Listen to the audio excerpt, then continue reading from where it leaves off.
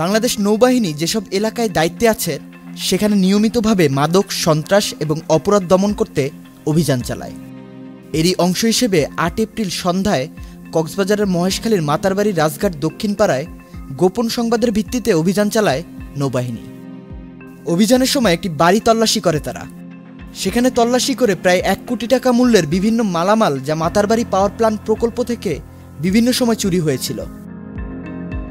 এই পাওয়ার প্ল্যান্টটি একটি গুরুত্বপূর্ণ সরকারি প্রকল্প। নৌবাহিনীর দল একটি তালাবদ্ধ ঘরে তল্লাশি চালিয়ে চুরি হওয়া নির্মাণ সামগ্রী যেমন অ্যাঙ্গেল বার, বিম বার ও অন্যান্য স্ক্র্যাপ মালামাল উদ্ধার করে। উদ্ধার করা মালামাল এখন পুলিশের উপস্থিতিতে যথাযথ কর্তৃপক্ষের কাছে হস্তান্তরের প্রক্রিয়া রয়েছে। নৌবাহিনী জানায়, মাতারবাড়ি সহ দেশের অন্যান্য এলাকায় শান্তি শৃঙ্খলা ও নিরাপত্তা বজায় রাখতে তাদের অভিযান অব্যাহত থাকবে। মারুফুজ্জামান, চ্যানেল আই। বান্ডেল থাকলে প্রতি সেনমানিতে টাকা বাঁচবে। বিকাশ সেনমানি বান্ডেল কিনে জিতুন প্রতি লেনদেনে।